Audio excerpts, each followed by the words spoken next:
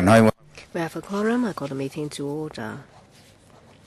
There are 3 items. The first item is about the CCF Community Care Fund. Let's invite the administration to join us.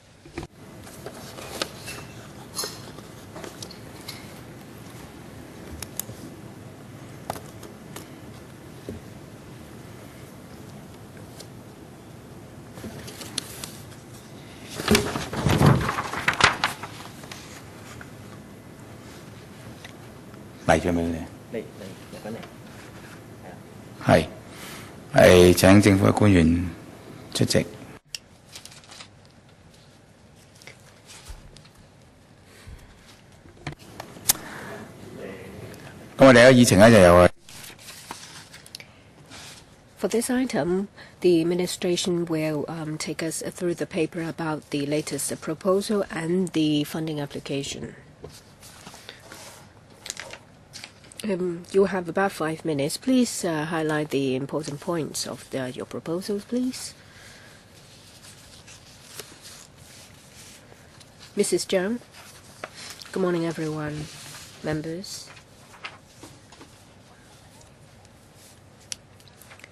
We're here to present to you a new initiative under the CCF to assist needy post-secondary students. Before I go into the details of the paper, I'd like to tell you that last year we came to this subcommittee to present to you about existing support to students at kindergarten, primary, secondary, and post-secondary students, and they are implemented as far as possible. In relation to post-secondary students, members expressed concern in that meeting that there are some poor students who started pursuing their post-secondary studies. They are no longer eligible for the relevant support under the CSSA, and they are not able to get further assistance. But these students still stay in their own home, so they should continue to receive rental subsidy. And, recently there was an announcement about support in this regard. Another point, members expressed concern about loans available to post-secondary students, but a lot of them don't want to take out the loan, even though the interest is low. Most of the students can pass the means test, but only about 30%, which is a low level, of students who accept the loans. Of course, most of them take the grant. Members expressed their concern, gave us suggestions, and we have done something. Starting from this year, we have regularized an initiative under which all students applicants will only have to start repaying the loan 1 year after they have graduated. This helps them, because during the first year, maybe they don't have a stable job, and it will take time for them to find the right job or even find a job. So we give them a grace period of 1 year before they are required to make repayment. It was put on a pilot scheme, and this year is regularized. We've also added some more assistance programs, and I will talk about 2 shortly. And this year we will also support needy post-secondary students to take part in some overseas exchange programs subject to a ceiling of 15,000. But none of these are loans, they are all grants. And now I will talk about our proposal today.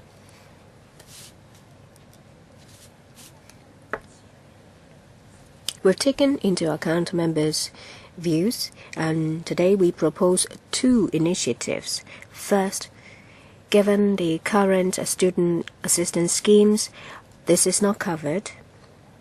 And if we are to incorporate it under existing policies, we will have to first conduct a review. So we would like to do it through the CCF because this will be speedier and it will also fill the gap. With the setting up of the CCF and the Commission of Poverty, COP, post-secondary students, especially poor post-secondary students, are targets, and we have spoken to them, and we heard that they may be offered a place in a hostel, but it will cost them about $10,000, and sometimes even though they have an offer, they will have to give it up. But hostel life is part of university education. We don't want poor students to be denied a chance if they are offered a place. So we would like to make use of the CCF to provide hostel subsidy to students who have passed our means test. I'm not going to go into the figures. We propose 8,000 a year. We have taken reference from the hostel fees in existing tertiary education institutions. Another one is to increase the grant, the academic expenses grant under the existing FASP, Financial Assistance School scheme for post-secondary students, because we have heard voices calling us to enhance our assistance to them. Under this program, it is for post-secondary students who are pursuing locally accredited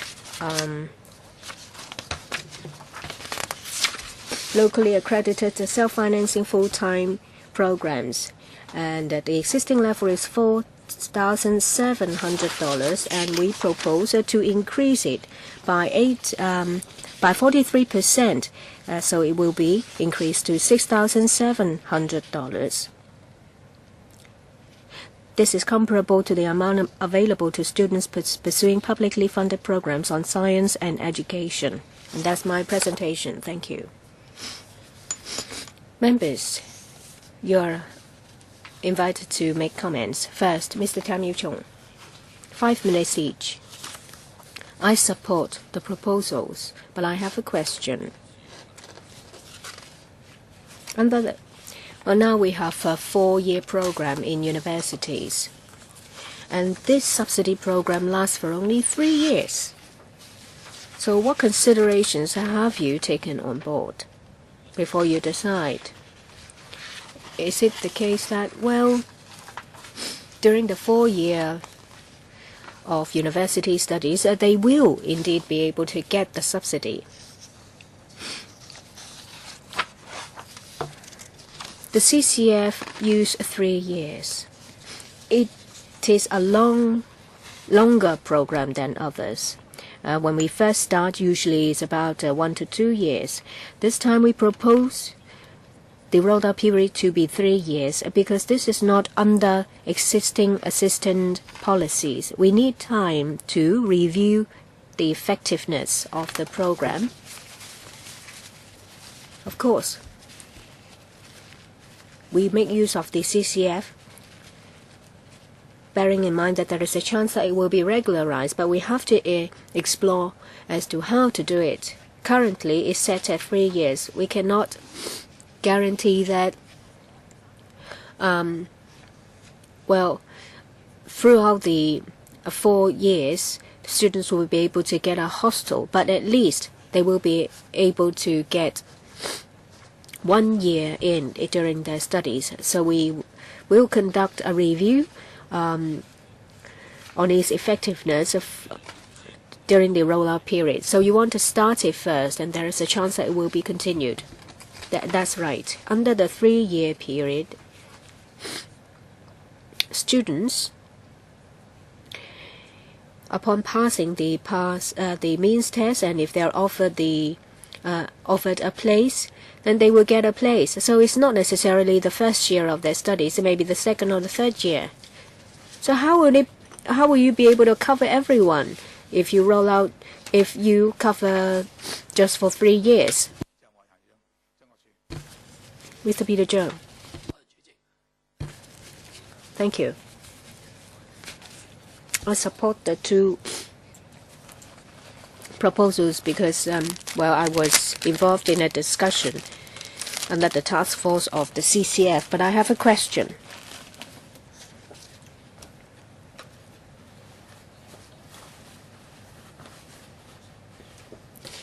This is for post-secondary students with financial difficulties at home, and they are able-bodied ones. What if they are students with special education needs or disability? They have the opportunity, but because they have disability, say for example they are visually impaired, hearing impaired, or they are mobility impaired, that they encounter difficulties. In future, will you particularly consider visual impairment and hearing impairment cases? That is, will you give further assistance to students suffering from such impairment? Will you provide extra services to them?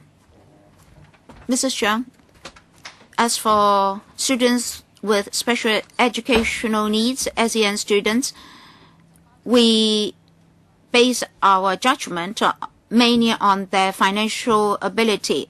We'll support their academic expenses and living expenses. The latter is actually supported by grants.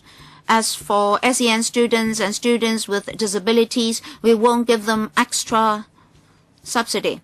From kindergarten to secondary school to university or tertiary institutions, the same practice is adopted. Up to the tertiary level, we'll provide assistance to the students through the institutions or schools. We'll calculate the tuition fees, the academic assistance, and so forth. So we calculate the actual amount of money involved. And the task force did study the needs of the tertiary students with special education needs. The Education Bureau will follow up on other aspects as well. Mr. Chairman, I of course understand that for secondary and primary students, the government provides assistance to SEN students through the schools. But for tertiary education, basically, tertiary institutions are not so closely related to the Education Bureau. And the Education Bureau does not have special subsidies for tertiary institutions to assist SEN students. There is an advantage on the part of the CCF because it is a cross-policy body. I'd like to know whether the CCF will help SEN students such that when they enter tertiary institutions, they're treated like other students. Mr. Chiang, indeed, the use of funds is more flexible in the CCF. Otherwise, the two items that we propose today will not have been tabled or introduced so expeditiously. As a member has put forth this suggestion, we can consider it. For CCF items, we would like to consider long-term policies. We don't want to start an initiative just for 1 or 2 years and then stop. We don't want to stop after, say, 1 or 2 years. Otherwise, the recipients or beneficiaries will be even more disappointed. We'll take this up with the CCF. Mr. Chen Chi-chin and then Dr. Fernando Chang. Thank you, Mr. Chairman. I very much support the proposals today because hostel life is essential to university life. For your 4 years of university education, at least a student should be given hostel places for a year. 6,600 students is just an estimation. Paragraph 2 of the paper says that each student should be given at least 1 year of hostel life. Will you give priority to those students who haven't been given a hostel place previously? the other students will queue up? Or are you saying that all those students who meet the hostel eligibility and means test will be given 3 years of hostel places? And then in paragraph 6 in note 4, you say that it is proposed that needy students may still receive the subsidy as long as they are confirmed by the institutions as the registered person of the hostel place concerned for at least 75% of the time during a semester. That means if they cannot satisfy the 75%, they won't be given the assistance.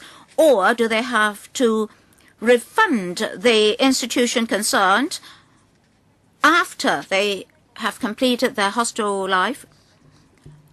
Mrs. Zhang, 1 year, at least 1 year for 4 years, is the basis on which the government calculates subvention for the institutions. I understand that many institutions have adopted that criteria. That is at least 1 year of the 4 years. But if students have other needs or special needs, that criterion may be exceeded. As for these proposals, we do not adopt that criterion. So long as a student meets the requirements of the means test, he will be given the assistance. As regards the 6,600 places, Mr. Chan was correct. When we apply to the CCF, that will be a preliminary estimates for the CCF. Because at the moment, throughout the territory, we have around 20,000 hostel places. At the moment, we don't provide a hostel subsidy, so we do not know how many students in hostels get subsidies. So we try to compile a budget on the basis that around 30% of students have hostel places. That's why we arrived at the figure of 6,600. When we held meetings with the CCF, we did mention that if many students in hostels are receiving subsidies and the amount applied for is not enough, we'll apply to the CCF for extra funding. So the honorable member can rest assured that what he mentioned would not happen. This 75% threshold is also our recommendation. From information provided by the tertiary institutions, some students might give up their hostel places after a while. So unlike tuition fees and academic expenses grant to be given to the students right from the very beginning, the student has to at least live in the hostel for a semester, and the institution concerned testifies that the duration has exceeded 75%, then it will give them the reimbursement. If a student has to go on exchange programs in other jurisdictions, and that has been approved by the institution involved, or the student is suffering from special health conditions, that will be exceptional. But we don't want students to leave the hostel, say, after 1 to 2 months, and we have to ask them for a refund. So it's only after around half a year that we'll release the hostel subsidy. So that means the student has to raise the funds first. After he has lived in the hostel for a semester, then he can ask you for reimbursement. Well, we suggest that they live in the hostel for at least a semester. But if the student has other difficulties, there are solutions. At the moment, the government does not offer a hostel subsidy, so it is difficult for us to collect the fees later. Through the CCF, we'll inform all the institutions that we're providing this hostel subsidy. If a student can prove that he is given a hostel and is eligible for a hostel subsidy, the institution concerned may collect the fees from the student later, understanding that he'll be subsidized. So this is at least a slight improvement over the past, because at present we don't have a hostel subsidy. Well, not all students will resort to loans, but we can offer loans for needy students, and these loans are interest-free. In extreme cases, students can resort to this method. We'll write to the institutions telling them that we'll release hostel subsidies. So it's just a a delay of 3 to 4 months, it will be all right. Dr. Fernando Cheung, this is a good policy to support the poor students so that they can live in hostels. As for students with disabilities, at the moment, they're starting to pick up with their academic results because schooling opportunities have increased. I understand that even quadriplegic students have been studying in tertiary institutions, for example, in the law school of the Chinese University. And upcoming for the DSE exam, we also expect some students to enter universities. For these friends, some of them only have a few fingers that can move. So these students have difficulties. As I mentioned, the Chinese university is already very good with its hostel policies. Now, these students with disabilities need carers around the clock. But in the hostels, there's no special room for the students with disabilities to stay with their carers. So perhaps the CCF can think about this. Maybe it can discuss with the UGC and the tertiary institutions. For the hostels, barrier-free access has to be provided. Not just barrier-free access, but access for wheelchairs. So if there are to be carers, relevant arrangements have to be considered as well. As for the eligibility for application, whether it is the hostel subsidy or the academic expenses grant, the medical expenses on the part of families for the students with disabilities have not been considered. For these students, they have to bear huge expenses. So if you only give them these two items of assistance, it may not be sufficient. So please consider students with disabilities and chronic illnesses. You should also consider their medical expenses. And the medical expenses should be deducted from the income to truly reflect their income level. Mr. Chairman, 2 questions. As regards the design of hostels, will bring members' views back to the authorities. As for the income threshold and application eligibility, let me briefly say that at the moment we have not taken into consideration the needs of students with disabilities, but we did consider medical expenses. When we did our calculation, we did include medical expenses, but of course we have a ceiling.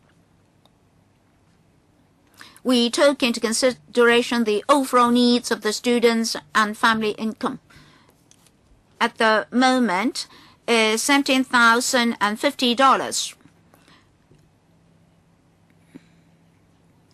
As for means test, it applies to all students. For those students eligible for a full grant, covering full tuition fees and all academic expenses in accordance with the subjects chosen, is now set at about 50% of the median household income. It's not a rigid formula, but it's about 50% of the family median income. We're talking about full grant. For tertiary students, there are several levels, 100%, 75%, 50%, and 25%. If a tertiary student wants to get the lowest level of subsidy, it will have to attain 100% of the family median income for the student to be eligible. When compared with government assistance for other groups of students, it's a bit better. So we would like to help students with upward mobility. All these years, the government has drawn a lower threshold. Well, this is in line with the CCF policies. As for students with disabilities and chronic illnesses, they suffer from high expenses, sometimes to the tune of $10,000 per month. So in terms of policies, you should consider this very small group of students. Maybe you can consider a discretion regime to cover their medical expenses for students with disabilities.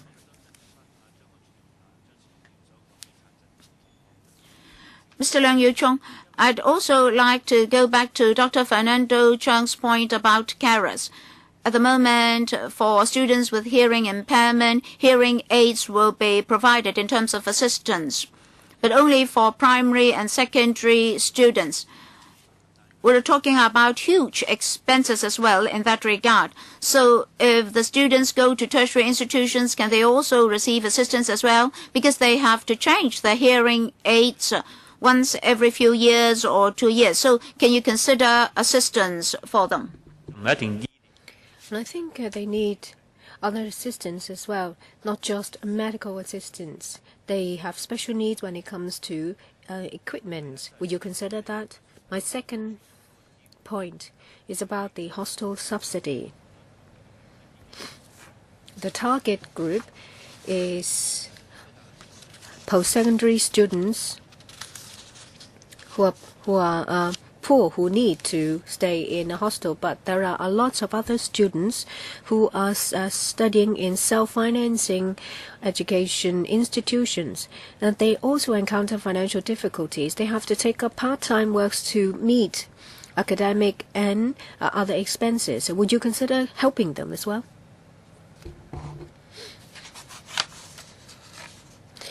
Mrs. Zhang, yes, when it comes to assistance to students with disability, under the existing policy, it is in the form of cash to help them with the tuition fees and academic expenses. When it comes to students with disabilities, not just about the students themselves, but their families as well. We have taken their family income into account when giving them medical assistance. But say, for example, with secondary schools, there is assistance given to them related to hearing aid, but not so for post-secondary students. Well, as I said, is mainly in the form of cash. For students with special needs, their needs range from a big spectrum, say for example hearing aid, and currently assistance is given to them through this education institution.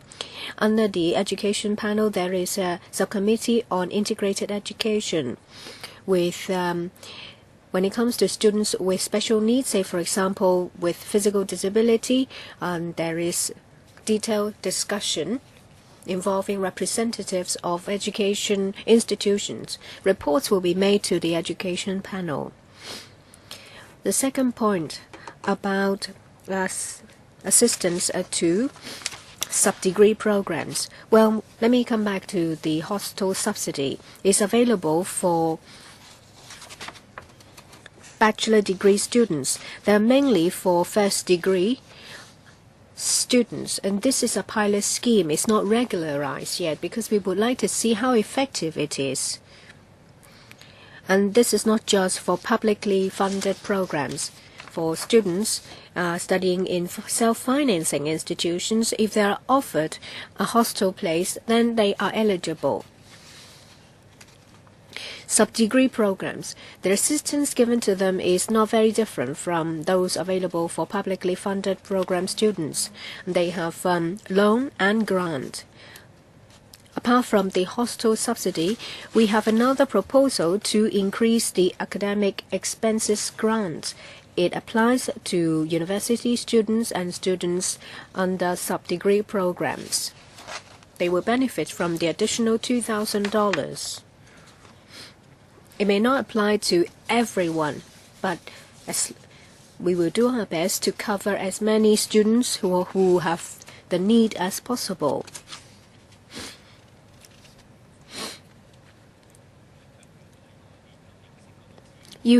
emphasize that it is in a form of cash. Hearing aid is something similar.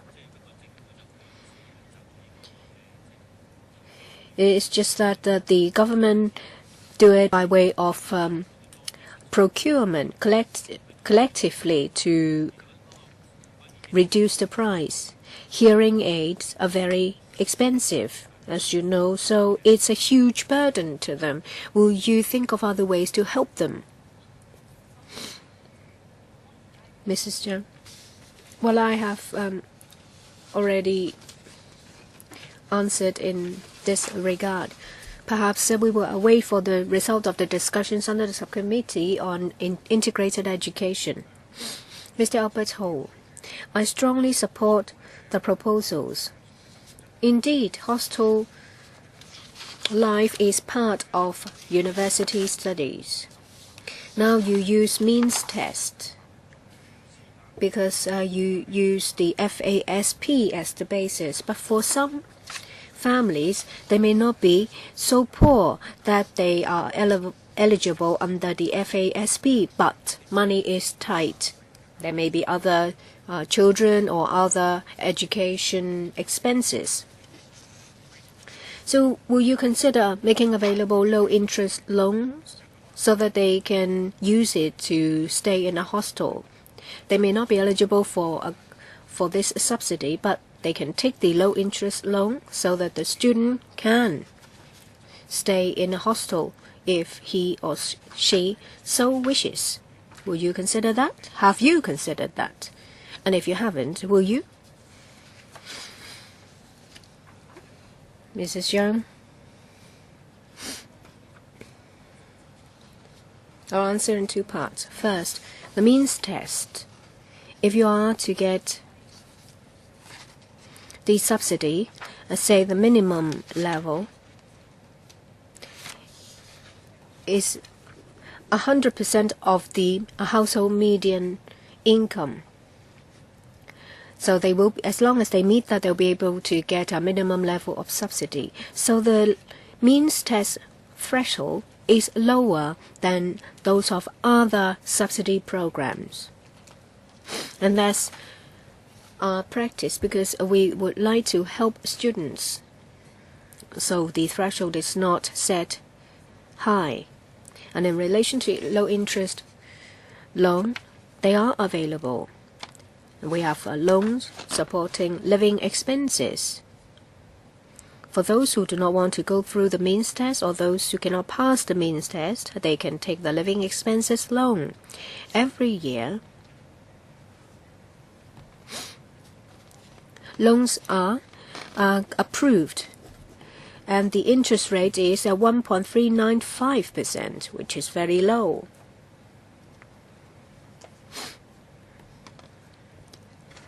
In our last discussion, we discussed that students don't really like the idea of a loan because they are afraid that they will have difficulties repaying it. We agree that hostel life is part of university studies, so we would like to do it through a grant. Loans are still available, and students can choose to take out a loan, especially those who are not poor students.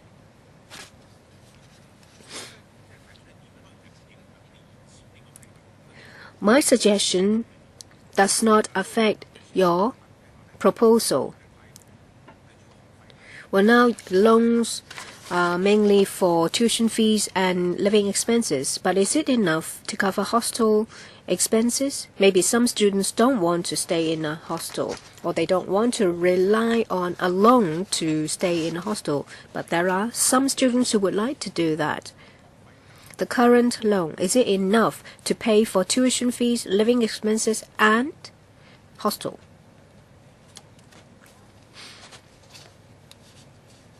Mrs. Zhang, last year we conducted a review on the non-means test loan level. A student can get as much as $300,000 and if necessary get an additional $100,000. So if they are willing to take the loan, it's sufficient. But the review mechanism on means test was done about 2 years ago. Last year it was implemented, and we'll have another review in about 2 or 3 years. I just hope that there will be another alternative for students. They can experience the hostel life by paying for it themselves. I would like to ask a question about about paragraph 8. It says it's 3 years. Usually the programs last for 1 year, but this one is 3 years. If they get it for 1 year, it doesn't mean that they will be able to get it for the second and the third year. They will have to make an application every year. So in 1 year, you'll be able to see how it operates. So will you consider reducing the period from 3 to, say, 1 year? And I want to ask another question about the grant. Is increased from $4,000 to $6,700.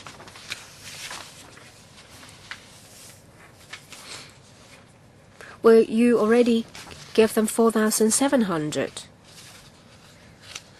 Why don't you consider regularizing it? And now you propose to do it through CCF. If you increase the grant this year, I don't see how you can not increase it next year. For other programs, the students can get the assistance. So would you consider just aligning the assistance? There are 2 points here. First, hostel subsidy, 3 years. I agree that is slightly longer than other CCF initiatives. Last year we came to talk to you about the number of initiatives under the CCF for secondary and primary schools. They were 1 year. Of course, we would like to regularize it as soon as possible. We don't want to rely on CCF all the time. But when it comes to the hostel subsidy and the academic expenses grant, it will take longer for us to conduct a review. For the hostel subsidy, under the over 10-year-old student assistance policy, there is no such subsidy available. All the assistance are related to your academic studies to make sure that you will be able to complete your studies. We agree, hostel life is part of university life. We think that we would need time to review everything before we consider incorporating it into our regular program. We have to consider financial implications. We want to first set it for 3 years. We believe that there is enough time for us to fully implement it, to regularize it. And this point is related to your question, Chairman, about the academic expenses grant. Last year, we came here to consult you about the increase of fixed grant to primary and secondary students. Chairman, you asked this question. Under existing assistance or subsidy programs, we propose an increase of $1,000 to primary and secondary students. We want to do it through CCF because this will be more speedy. We don't have to go through the regular, the established procedure of the government. And we now propose to increase it by $4,000 for the academic expenses grant. Currently, we offer $4,700 no matter what the program is under the university programs. The cost itself is low, and similarly, the academic expenses for students pursuing these programs is also low. So there is a standard rate of $4,700. But we see that programs now are more diversified. But about 80% of the programs are related to education, arts, and business. And we propose that this should be increased by $2,000. We see that for some self-financing programs, we see that self-financing programs are getting more and more diversified. For those ones that are packed with the programs, the current schemes have been running for a number of years. We would like to conduct a review and then simplify the system so that it will be packed with the academic expenses and not separated by self-financing or publicly funded. So we want it to run for 3 years, and we would like to make use of the 3 years to conduct a review. Afterwards, we will rationalize the entire program. That will be better to the students and the whole institution. Ms. Chen Yunhan, your mic is on already. My question is the same as yours. In my opinion, why don't you go it formally? Why do you have to put it under CCF? After listening to the officials, I understand their position. But I'd like to ask, in the process, will something emerge? Do you have a ceiling? If your system is to provide for 1,000 students and eventually you get 2,000 or even 3,000, is it unlimited? That is, no matter how many students come, you provide them with assistance. I'm concerned whether or not everybody will get the assistance. Mrs. Chang, to answer Ms. Chan's question, we won't have a ceiling. By ceiling, we set an eligibility criterion. That is, to satisfy the threshold of the SFSA, and then for hostel subsidy, they have to satisfy certain criterion, and for academic expenses grant, they have to study certain disciplines and subjects. At the moment, we're not certain how many students will be given hostel places, but we have to formulate a budget, and we have to explain how we arrived at that calculation. In future, if a student really chooses a particular subject and really enters a hostel, then we'll offer the assistance. We won't cap the figure at, say, 2,000 or 3,000. But now you're budgeting for 31,000 students with a budget of over $46 million. For 3 years, around $151 million. So you won't reject any student? No, we won't. So my question is, why don't you come back to the existing mechanism? You told Mr. Frederick Fung there are technical problems. I don't see the technical problems. You're trying to gather experience for 3 years before you regularize the regime.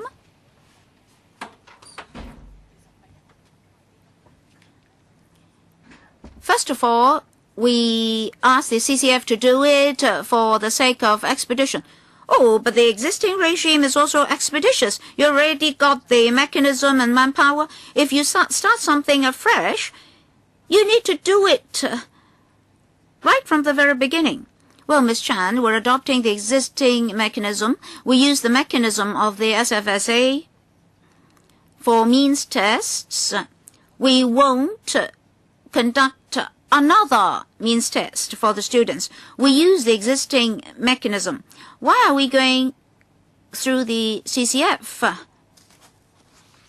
It's because the self-financing institutions, because of historical reasons, were given $4,700 per student, irrespective of the subjects chosen. Well, I heard what you said. You're talking about the poor students. In the past, you did not think of hostel life. But, Mr. Chairman, even under the CCF, you have a whole policy. So why can't you go back to the original subsidizing bodies and authorities? Well, after the 3 years, what if the new term of SARG does not want to do it? I don't want to go through the CCF because that's not a permanent undertaking. I agree with you that students need group support. It's just like in Taiwan. We know that it's so good for students to have hostel life, but for poor students, they can't afford hostels. Well, I'm thinking of your motives. All right, if the SARG is willing to do this, but in 3 years' time, Mr. Chairman, this may vanish. The next SARG may not do it because this happens to many existing policies. What if only CY Leung wants to do it? All right, so I'd like to know why you have to go through the CCF. Anything to do with the terms of office of the SARG? No, absolutely not. Then why 3 years? Well, indeed, we need some time to review the existing government policies before we can put it under the existing assistance regime. We're not just looking at the subvented institutions. We're even talking about the self-financing institutions. In the long run, publicly funded and self-financing tertiary institutions should be put on a par with each other. So for the academic expenses grant, it has not been reviewed for many years. We'd like to take this opportunity to review it, but we do not want to let this to delay the assistance for the students of the self-financing institutions. So we'll make use of this interim period to review the academic expenses grant. And then after the program, the two should be put on a par. So we're not saying that we'll stop the assistance in 3 years' time. My question is, will you queue up for the second round, please? Well, for the second round, we only have Ms. Chen Yunhan and myself for the time being. I'd also like to follow up on this issue. Originally, my position was the same as Ms. Chen Yunhan's. You should just regularize these assistance items. You don't need to go through the CCF. But I really don't understand your administrative needs, so we really cannot argue with you. But then it shouldn't take 3 years, which is so long. Can it be just 1 year? Particularly for the second item, that is the academic expenses grant. You're already offering $4,700 for the art subjects, business subjects, education, and so forth. Maybe students need less. So you now propose an increase of $2,000. For the self-financed programs, be it in education or those disciplines that you mentioned that are cheaper, now with diversification with other disciplines, you're going to give them $2,000 more. It is a matter of values. Your values are now that the self-financing institutions should also receive the additional $2,000 for each student. But technically, can it be just 1 year instead of 3 years? Mr. Cheung? CCF items of different durations. Also, under our Education Bureau, last year we came for projects for primary and secondary schools which would last for a year. But other projects last for 2 or 3 years. Well, you don't need to talk about other projects. I'm talking about this particular one. What I'm saying is the CCF projects last from 1 to 3 years. The government has to examine effectiveness, regularization, and so forth. For certain projects, it really takes time. Sometimes 1 year is really too short because for regularization, within half a year, we have to apply for funding internally within the government. And then we may have to apply for funding under different heads, thus adding to uncertainty. So we'd like to take this opportunity to review public subvention for the learning expenses for students. Then we would like to put forth a whole set of comprehensive proposals to the SARG that will make the proposals tidier and more reasonable. So for the self-financing tertiary institutions, maybe eventually we'll find that for different disciplines, the expenses are the same for each student. Say for science subjects, students may need to buy certain equipment. So we'd like to conduct a comprehensive review for all these. Now for this additional $2,000, we have to apply for extra funding together with other applications, and we have to compete with other applications to see whose needs are bigger. So for public money, we really want to do it in one go, and we really need time to do it. So absolutely, we have no intention of stopping the assistance after 3 years. Second round, Ms. Chen Yunhan. Well, the official was unable to convince me. Why can't you put it under the whole reform package? Well, assuming that I trust you. Now, very often, we receive a lot of complaints from university students saying that they suffer from huge loans upon completion of their studies.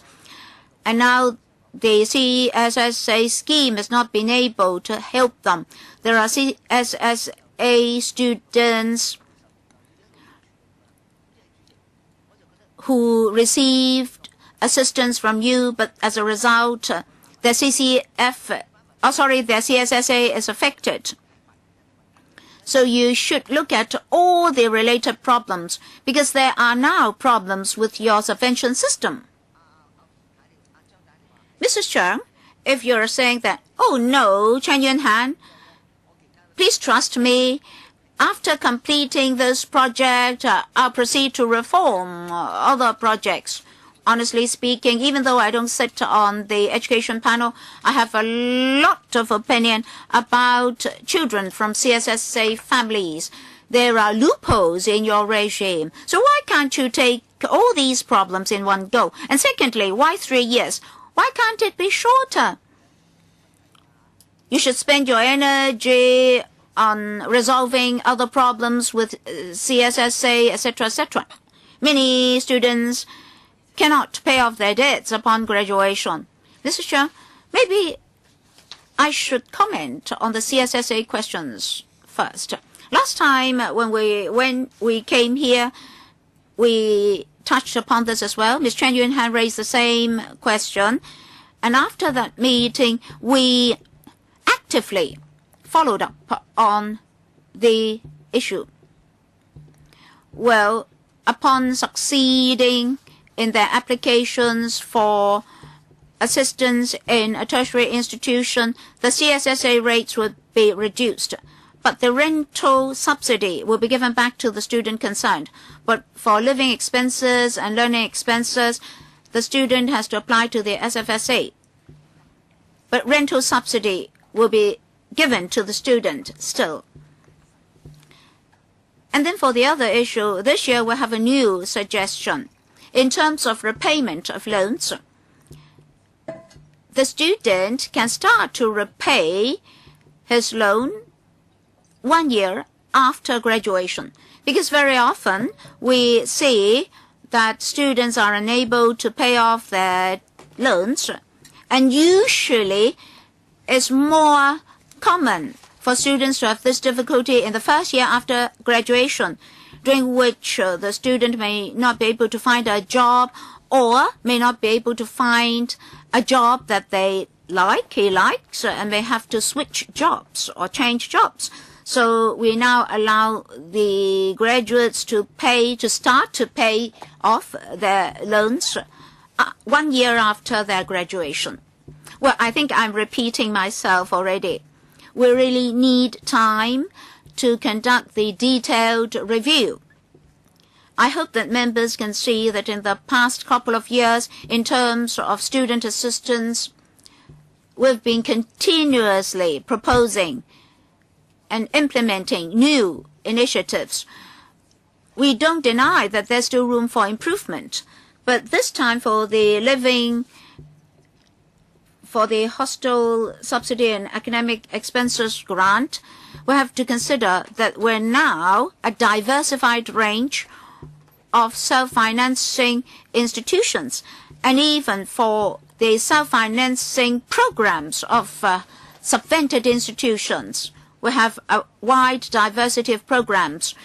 In the past, we did differentiate between art subjects, medicine, and other disciplines. So we have to discuss with the self-financing institutions as well as UGC. That will take time. So in the long run, we would like students from publicly funded institutions and self-financing institutions to be treated in the same way. So we're proposing 3 years because apart from CCF initiatives, we'll conduct reviews on other items. Ms. Chen Yunhan said, why we can't do it now in one go? Well, although we're applying under the CCF, we're still resorting to the SFSA. You've already said that already, but I rebutted you. Well, it's actually the same question that I would like to ask. Under your current proposal about grant, this is not a technical decision. It's a policy decision because you would like to increase it from 4,700 to 6,700. There is already an existing mechanism. You're not creating a new one. It's not like the hostel subsidy. So currently it stands at 4,700. You want to align it with those available for publicly funded programs. So you propose to increase it to $6,700, and after 3 years you would consider whether to regularize it. I think this is not a technical issue. It's a policy decision.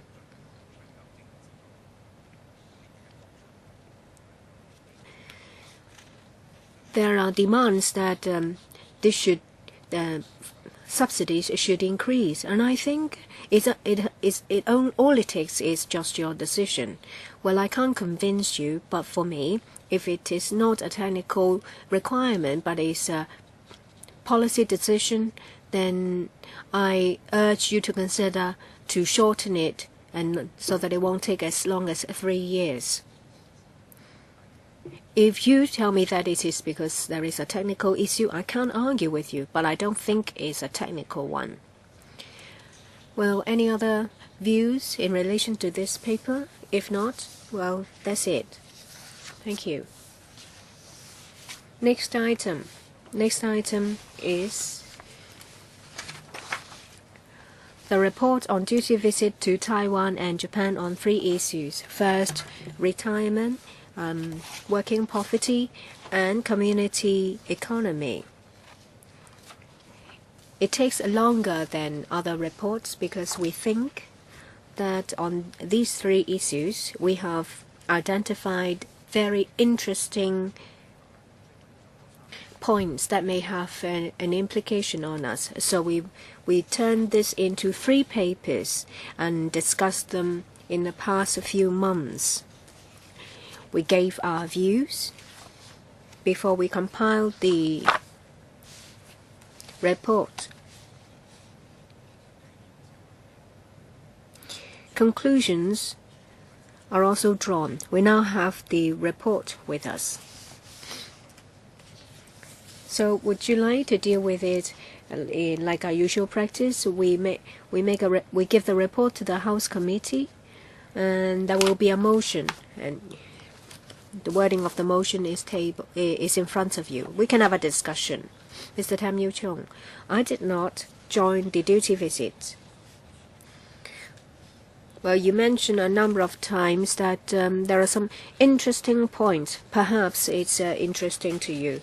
I now refer to Chinese version, page 32, paragraph 5.5 of the Chinese version.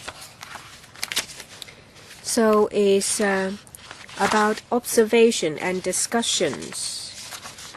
So it's observations and discussions at page 41 of the English version, paragraph 5.5. It says that The subcommittee also calls on the administration to observe the following principles in introducing the low-income family supplement. There are 3 points.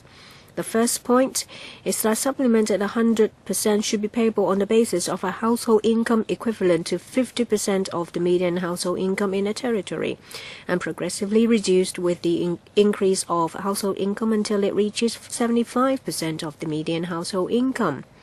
That means you will be able to get it as long as your household income is below 75%. Point 3. The application procedure should be simplified. We understand that.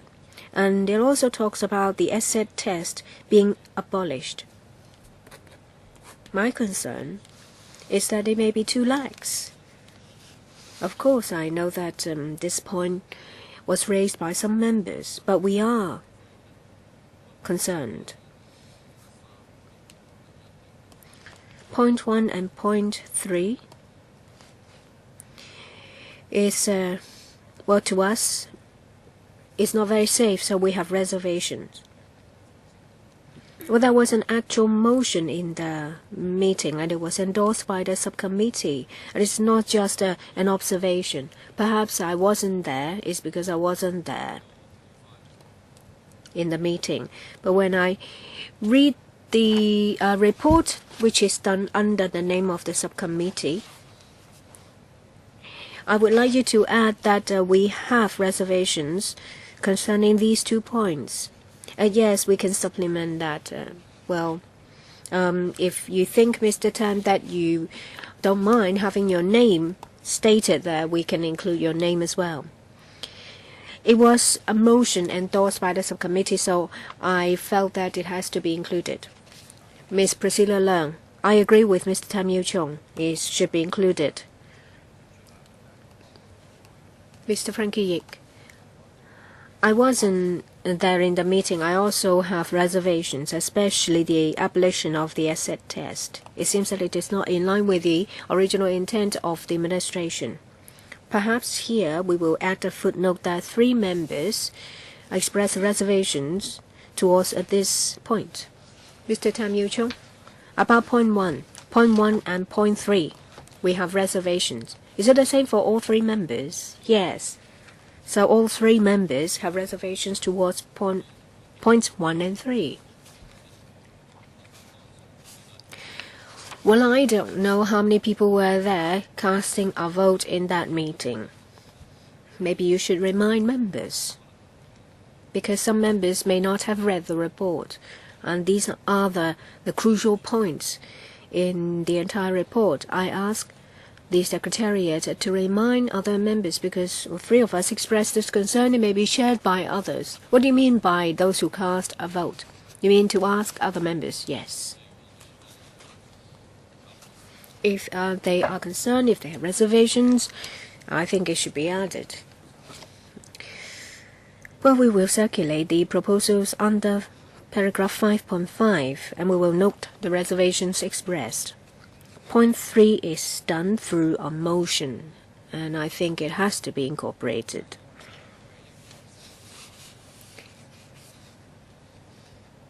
It's done before, that when there are different views, they are incorporated and stated clearly in the report. Well, I think you should draw members' attention to it, because they may not know and they might have missed it. I think it will not be helpful if members express different views after the report has been published. Well, the wording of the motion is that the Council notes the report of the delegation of the Subcommittee on Poverty to study the experience of poverty alleviation in Taiwan and Japan. This is the wording of the motion to be tabled on the 30th of April. Well, there are some technical difficulties. If this is to be circulated, we will not be able to make it on 30th of April, because, well, if it's not circulated, then we can submit it to the House Committee this Friday. And if it has to be circulated, I think it will take about a week, so it will be postponed by about a week, so the 6th or the 7th of May.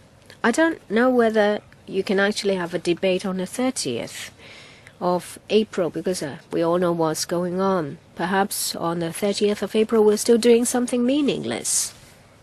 Or perhaps we would defer it by 1 week. Any other views on the arrangements of the report? No. The third item. Subjects to be discussed at meetings in the coming 3 months. You may remember that last year we did it by way of a rolling program. You see, in front of you there are 3 topics. I ask members if they agree. The first one is proposed by Mr. Lee Cheuk-yen. Is in relation to assistance for ethnic minorities in securing employment. I don't want it to just be a discussion. We should invite ethnic minority groups to give us their views. This is being discussed by the COP, and I know that in the policy address there is a paragraph dedicated to it. The second item is in May, low-income working family allowance. This proposed by the Deputy Chairman, Mr. Dr. Fernando Cheung. And I think there are already some conclusions in principle, but we would like to hear deputations. Details have yet to be worked out. Perhaps we should make use of the opportunity before details are finalized to make some recommendations. The third item is the CCF. As you all know, the CCF will have to make a report to us once every 6 months. And I think it will be time for them to give us a report in June. We can ask questions on the operation of the CCF. We can ask them questions on policy. You see, for April and May, it will be difficult for us to have an additional item. But in June, we can have another agenda item. I think the CCF report will take about 1 hour, so there can be other agenda items. Any comments? Dr. Fernando Cheung, to be followed by Ms. Chen Yun-han. Thank you. Thank you for the arrangement. In relation to helping ethnic minorities to get out of poverty, I hope that the Labor Department, the Social Welfare Department, and the Labor and Welfare Bureau will send representatives to come to attend the meeting, because we would like to hear information from the departments and the Bureau to give us information on the employment assistance and related issues. Well, so it will not be on education, because we had a previous discussion on especially on education. Ms. Chen Yun-han.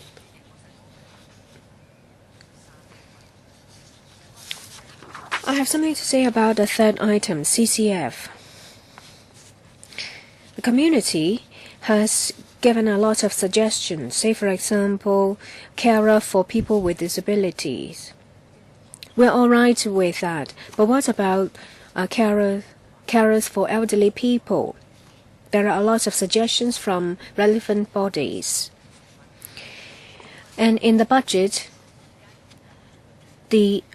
those have-nots get nothing. So can the scope of the CCF be expanded to cover them? I suggest that the scope can be expanded.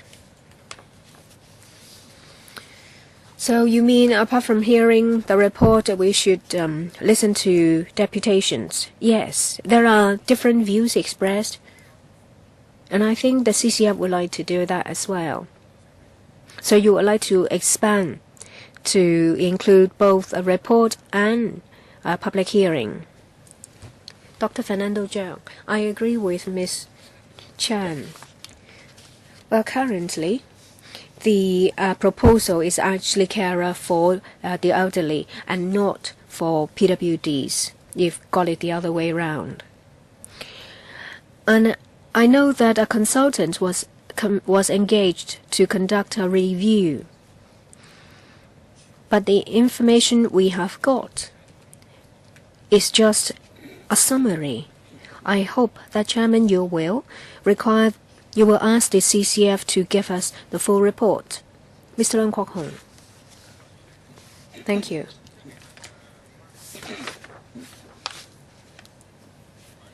The CCF is a very strange creature. It's there to take care of people who are not caught by our safety net. We have to echo what Mr. Chang Yu-tong said. It has to be 100% safe to cover them 100%. Dr. Zhang said that public fund has been used to conduct a study, but the report is kept in a safe. We don't have any information. We don't know what the findings are after so much money is spent on it, so I do think that it has to be published. And I want to know whether in the study people who might benefit from the CCF are interviewed.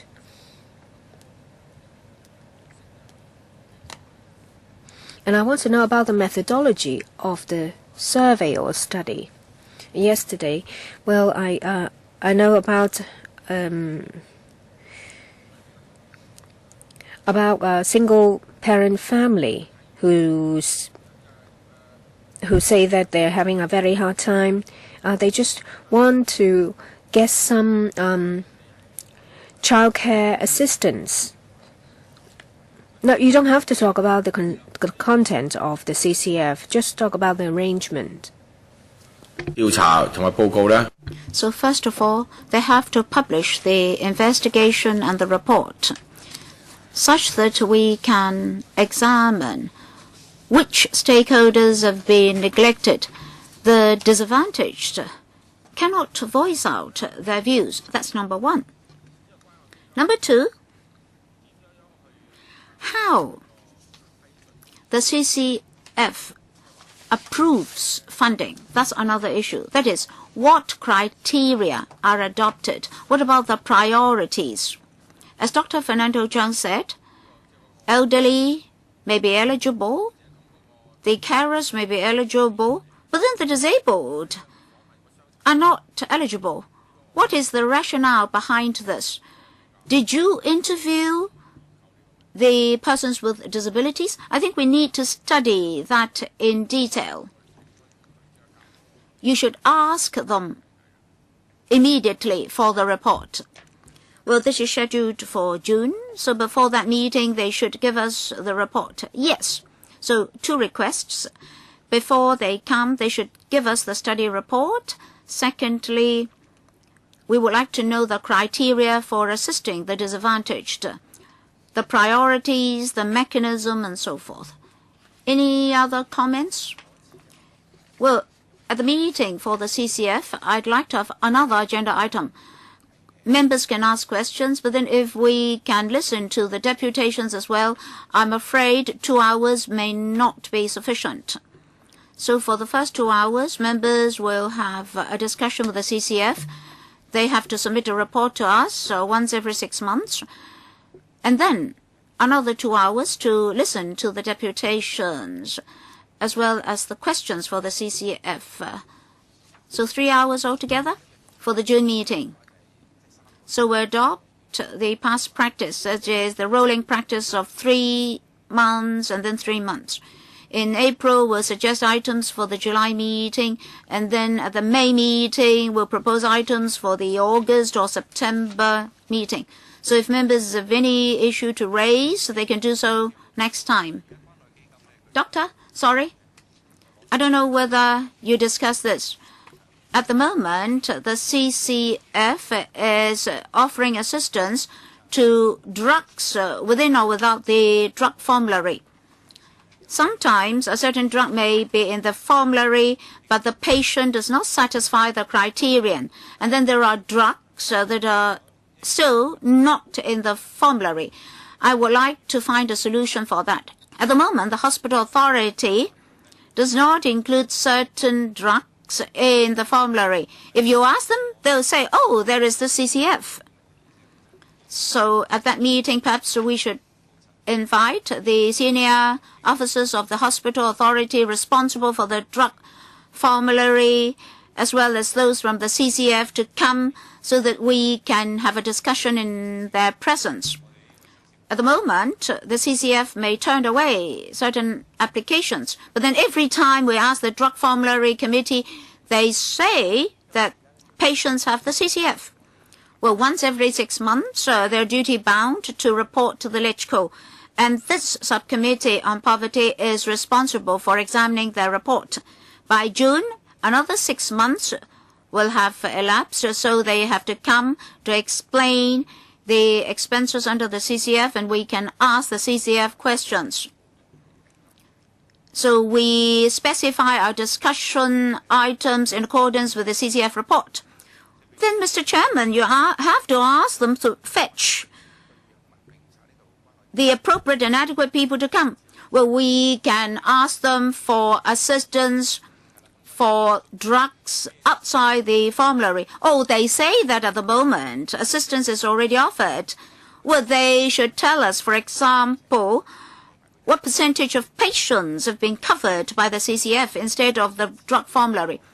Well, maybe we should ask for statistics, but that meeting will not be dedicated for the drug formulary. Oh, I understand. Take, for example, the respirator. At the moment, if a patient lacks the means but needs the equipment, they'll also provide for the patient. But for the CCF, if the policy itself is wrong, then the practices adopted may also be wrong. Well, we talked to the Education Bureau about educational assistance. They also referred us to the CCF. We did ask the same or similar questions. So same for the drug formulary. We'll ask the CCF for a report, and then for dedicated items in the CCF report, we can challenge their policies. So perhaps we should ask them to address concerns raised by members today and provide us with information at that meeting. We'll also ask them for a report in advance of the meeting. If there are consultancy reports and opinion, we'll ask for them as well. So that will be a 3-hour meeting. The first hour will be a discussion between us and them, and then for the next 2 hours, together with the deputations as well. All right? Any other comments? If not, meeting adjourned. Thank you very much.